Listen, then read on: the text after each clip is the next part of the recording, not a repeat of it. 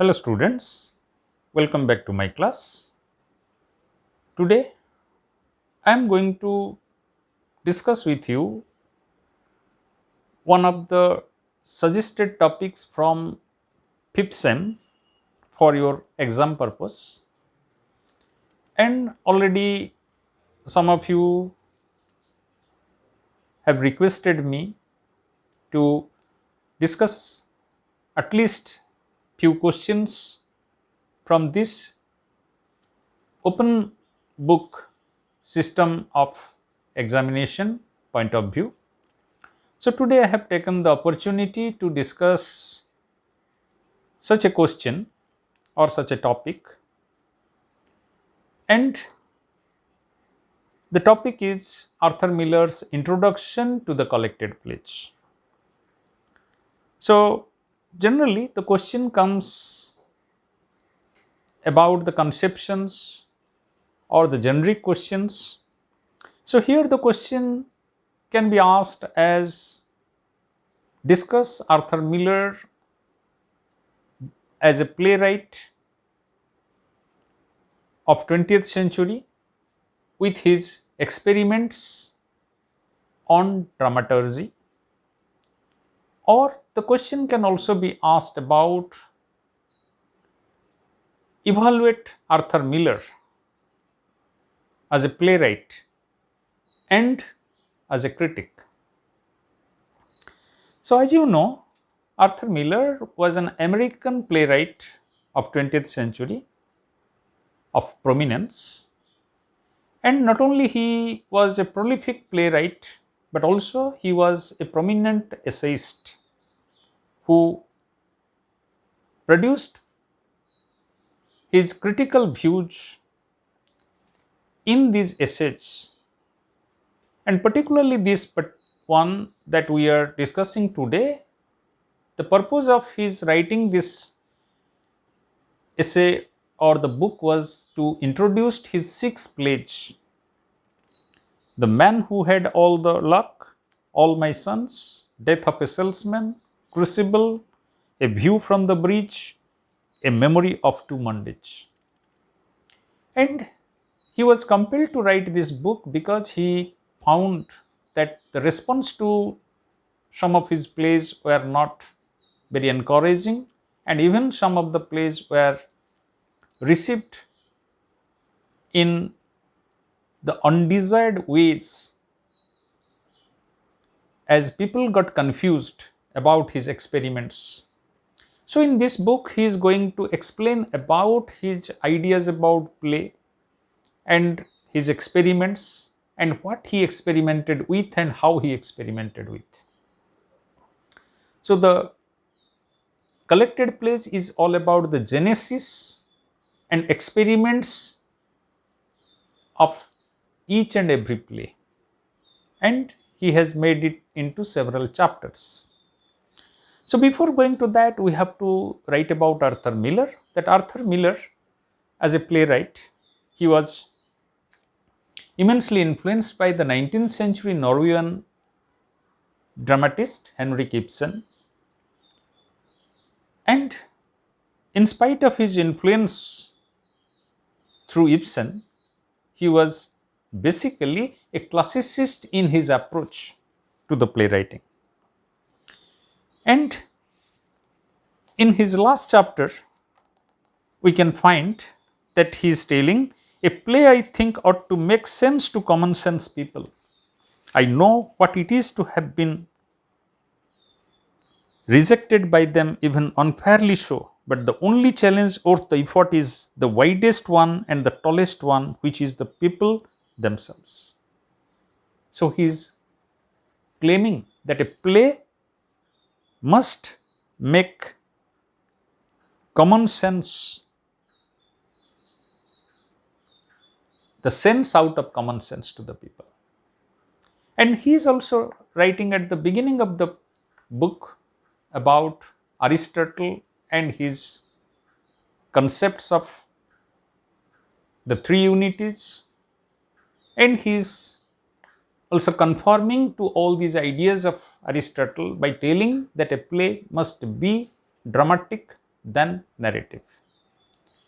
In the middle part of this book, he is also discussing about the difference between cinema and drama, particularly when he is discussing about Death of a Salesman and the film based on it, by telling that when it enters into a film, a cinema always wipes out everything that is presented before the scene, and in this way it becomes a narrative than dramatic.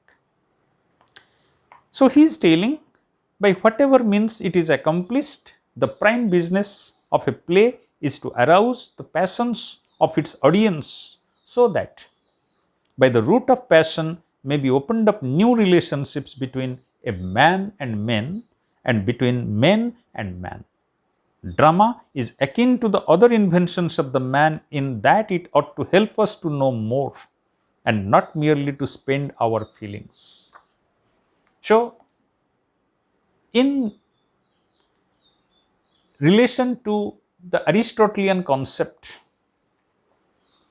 he is talking about drama to bring about the focus on the passions of the audience in a new relationship between man and man.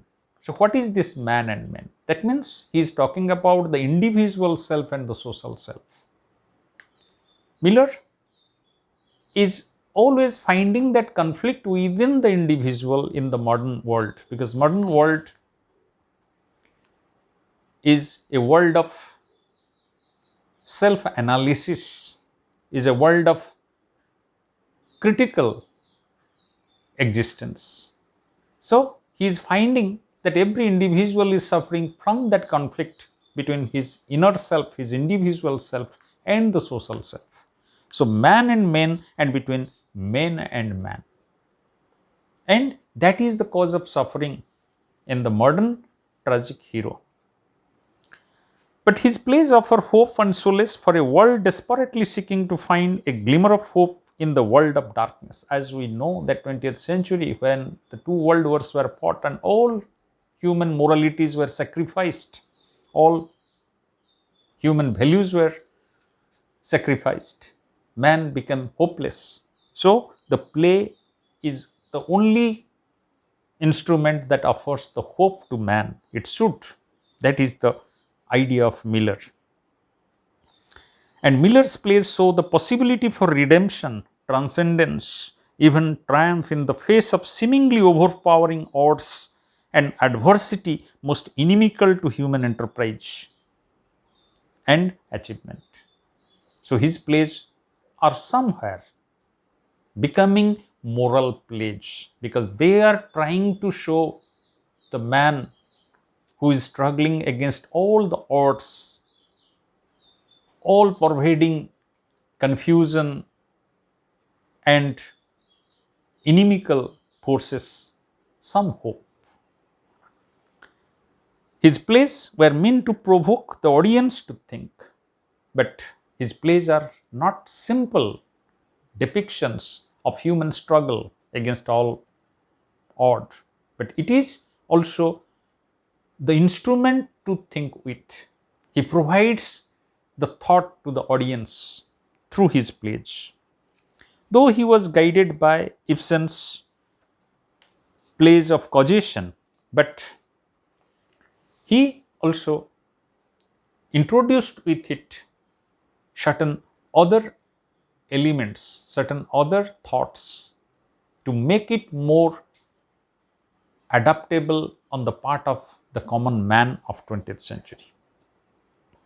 He feels that society and individuals are mutually dependent, and when this balance is lost, both suffer.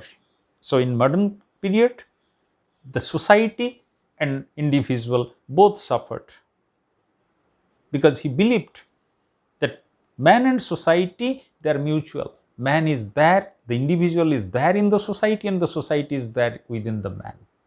And when both suffered, it became an unbearable existence on the part of the individual.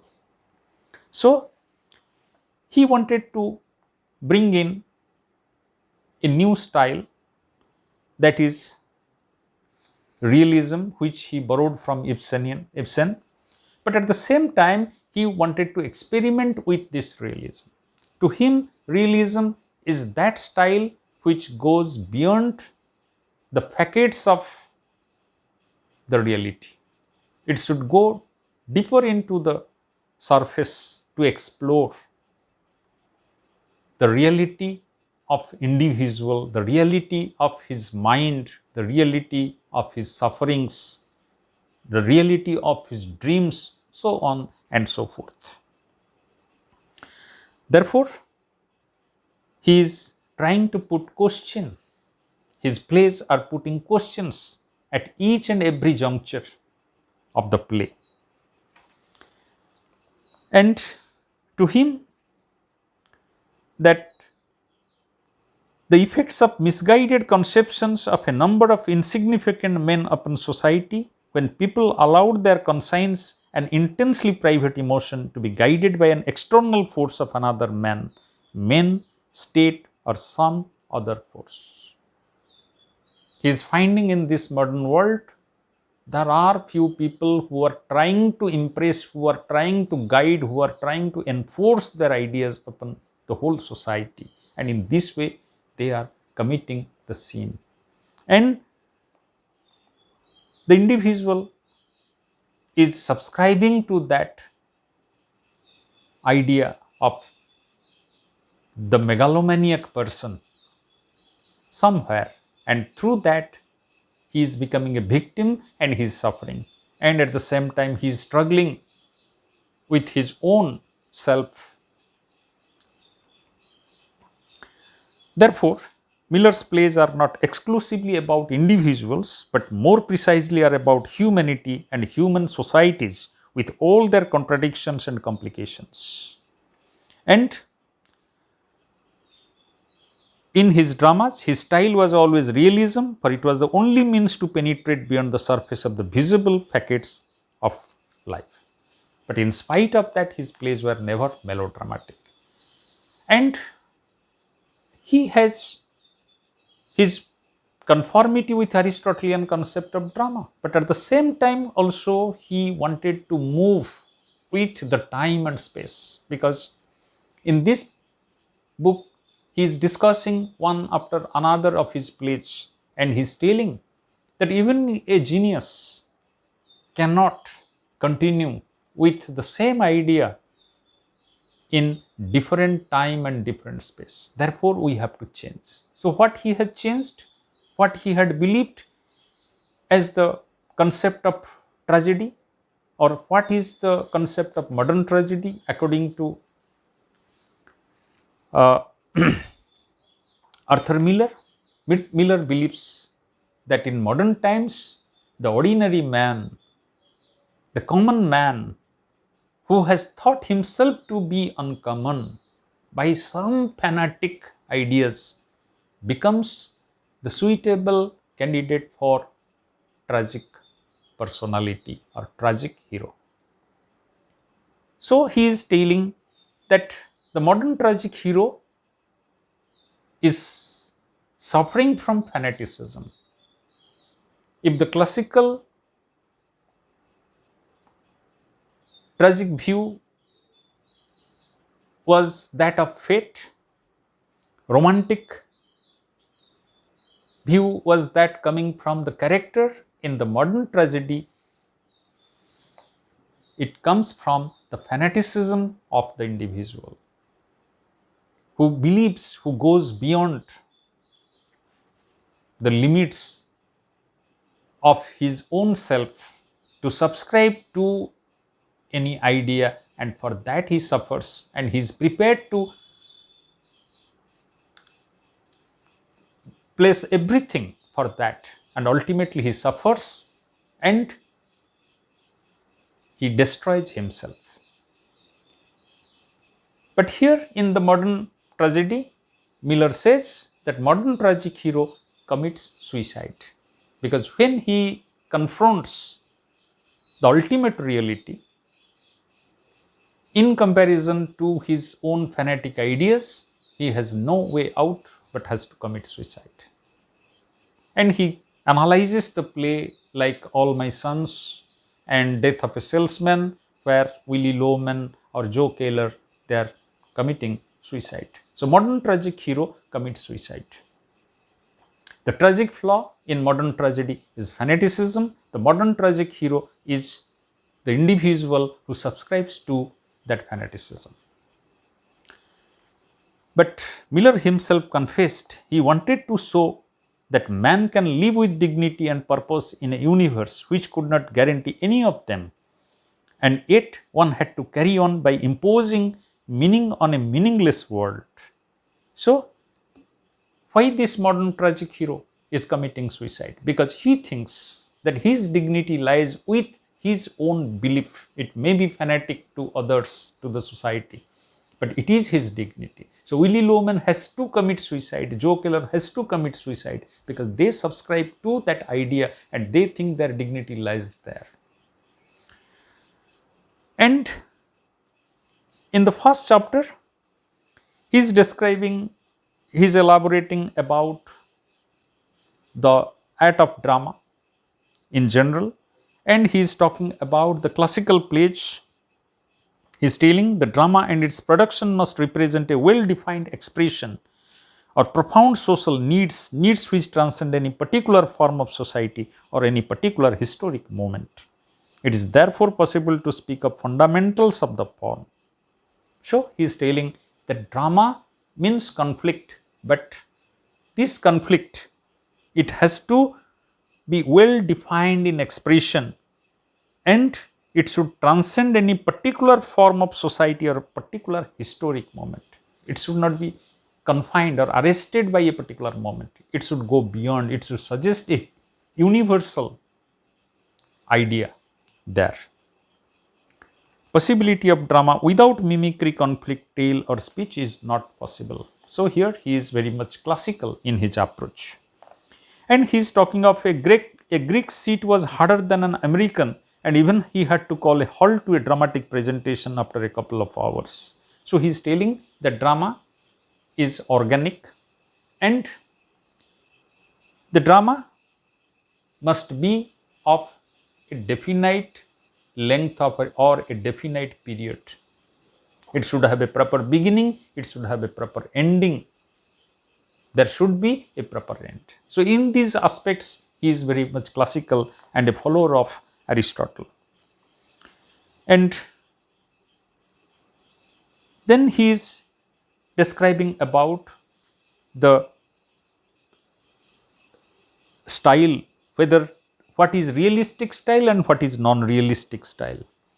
It is the nature of the question asked and answered rather than the language used, whether verse, ordinary slang or colorless prose, that determines whether the style is realistic or non-realistic. So he is trying to answer to some of his critics and audience that whether his plays are realistic or non-realistic. He is telling the style of realistic and non-realistic doesn't depend on what type of language you are using in a drama, whether it is prose, poetry or whatever it may be. Rather, it is dependent on the question that is being asked within the drama. And this question is asked through many ways.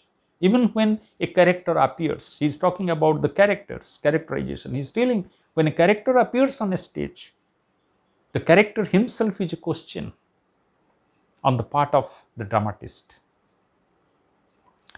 So, he is telling, to put it another way, when the career of a person rather than the detail of his motive stands at the forefront of the play, we move closer to the non-realistic styles and vice versa. So, when the details of the motive stands at the forefront of the play, then we move closer to non-realistic style. So, non-realistic style comes when we look within the motive of the character or the dramatic personae. An organic connection rather than a temperamental choice involved in the style in which a play is written and must be performed. So, he is talking about the organic connection, then a temperamental choice involved in style.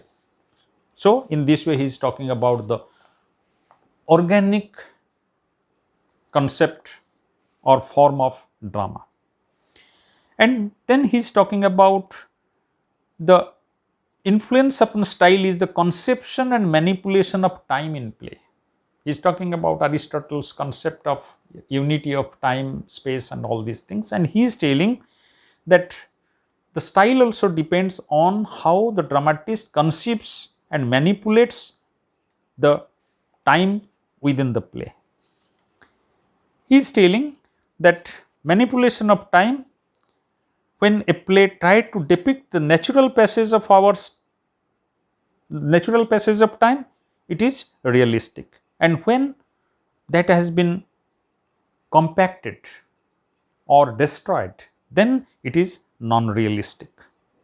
Compacting of time destroyed the realistic style by violating its sense of reality, but it had made a symbolic meaning in drama.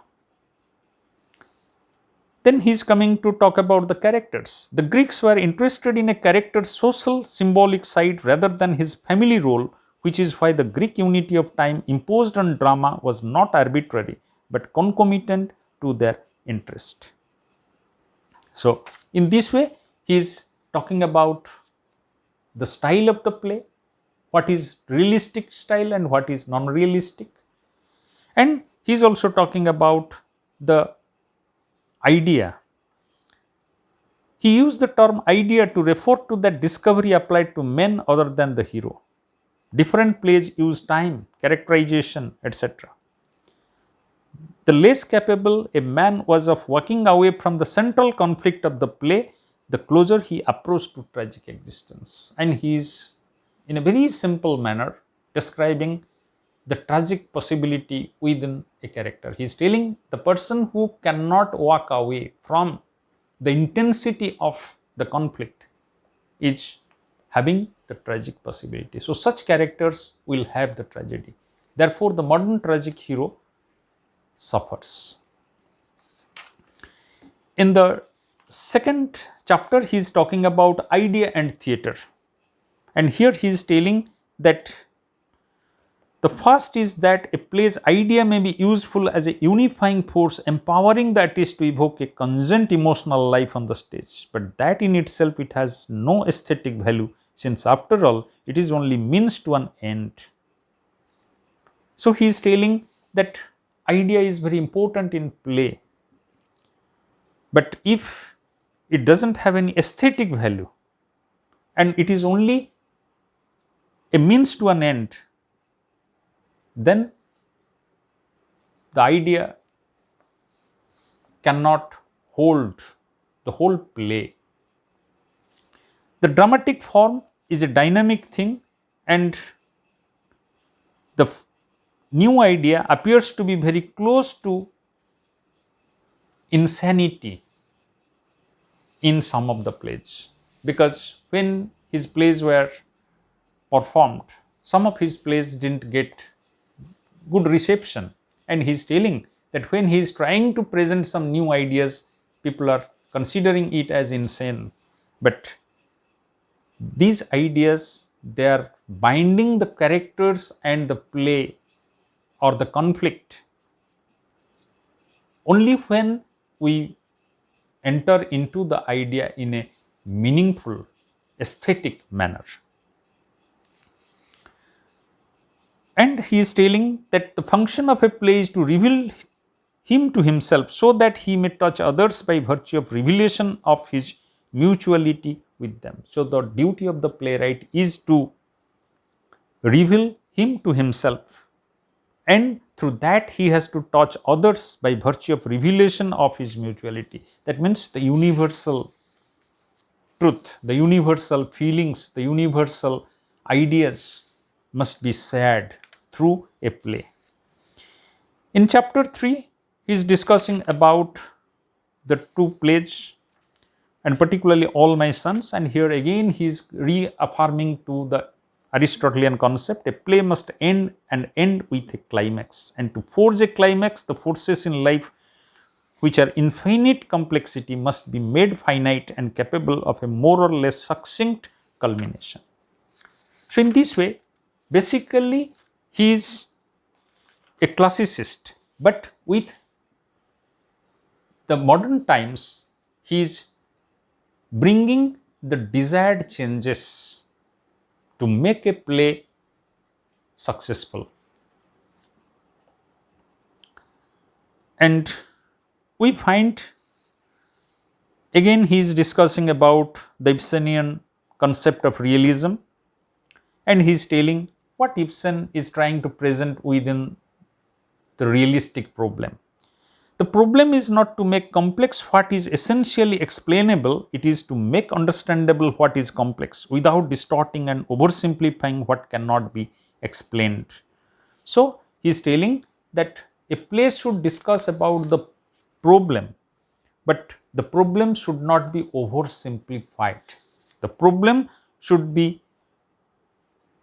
neither be made complex nor oversimplified, but it should be related in explainable manner, and it should be related to the audience in the universal logic. And then we find in chapter 4 he is talking about the death of a salesman, and he is informing about, here he is forming the idea about the modern tragic hero. So, what he is telling? The salesman image was from the beginning absorbed with the concept that nothing in life comes next, but that everything exists together and at the same time within us. That there is no past to be brought forward in a human being, but that he is his past as every moment, and that the present is merely that which his past is capable of noticing and smelling and reacting. So, he is exploring Willy Loman's character, and he is telling that Willy Loman is representing this modern tragic hero. He was the kind of man you see muttering to himself on a subway, decently dressed on his way home or to the office, perfectly integrated with his surroundings, accepting that, unlike other people, he can no longer restrain the power of his experience from disrupting the superficial sociality of his behavior. Consequently, he is working on two logics which often collide. So, the social self and the individual self, they are in the conflict, and that is the source of tragedy in modern tragic hero, as we find in the case of Willy Loman.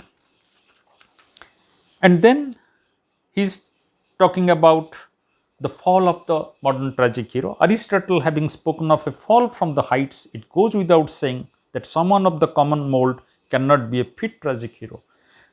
But he is telling it is now many centuries since Aristotle lived. Things do change, and even a genius is limited by his time and the nature of the society. So, modern tragedy must accept the common man as the tragic hero. And he is also, the modern man is also, the modern tragic hero is also fighting against the law of success which is created by the society. The law of success is not administered by stature of church, but it is very nearly as powerful in its grip upon man, and man is always controlled by the social norms in modern society, by the social ideas, and he suffers. In spite of his individual thoughts and morality, he falls prey to this social foliage. So, on the other way, Miller accepts that it is the foliage in the society or in the social morality that causes suffering in modern times. And then he is talking about the autonomy of art. And he is telling the very impulse to write, I think, springs from an inner chaos crying for order, for meaning, and that meaning must be discovered in the process of writing, or the work lies dead as it is finished. That why a writer should write, why he is writing, he is composing his pledge, because it springs from inner chaos, crying for order. Somewhere the artist wants to bring order out of the chaos, and through that he wants to create a meaning. That meaning must be discovered in the process of writing, otherwise it is all dead. And in chapter 6 he is discussing about intellectualism, which should come in place of emotionalism, number 1. And secondly, he is talking about reaction against political terror or fanatical righteousness. His plays are going against this reaction against political terror or fanatical righteousness. And number 3, he is telling that out of the morass of subjectivism, the squirming single defined process which would show that the sin of public terror is that it divests man of conscience, of himself, that how modern man is divested from his own conscience because of the subjectivism that is there being imposed on him by the social values. So in this way, he is discussing about the play Crucible, and he is telling that Crucible is also a play which is different from the other plays he had written earlier. And finally, he is talking about our self-awareness, the self-awareness on the part of the dramatist or the playwright, who is going to depict the unsettling fear and the partisanship that deflected the sight of the real and inner theme, which again was the handling over of the conscience to another, be it omen, the state, or a terror, and the realization that the conscience goes, the person, the soul immortal, and the name.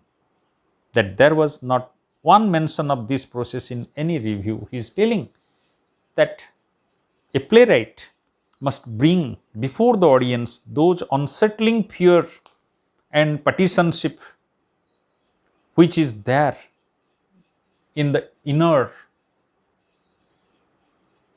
experience of the individual within the society, so that the audience will be capable of realizing what is that social self and individual self and how it is in conflict with each other, and how it is in modern times the society is compelling the individual to give up the conscience to become immortal. So he is telling, I found in myself a passionate detachment towards it, the story, and one does towards a spectacle in which one is not engaged but which holds a fascination deriving from its monolithic perfection. So in this way, he is telling that a dramatist must keep himself away from the conflicting selves. He should not ally himself with any of the self, whether it is individual or the social, because he finds both of them to be not only in conflict but both of them in the state of imperfection. And that is the role of a dramatist to present. So in this way, I can say that these are the basic ideas of Miller as a playwright. And in the process of depicting all these things, he had taken some experiments, and from realism he is going towards the from the historical realism he is going towards the uh, dramatic realism, which is displayed in the form of expressionism. So Miller is suggesting expressionism to explore this inner conflict in modern times within the tragic protagonist.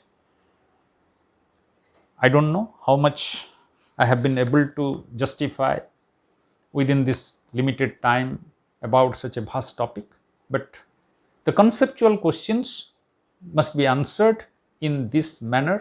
You have to discuss about Miller as a writer, Miller's conformity with the classical idea, but how he has made progress. He has not differed.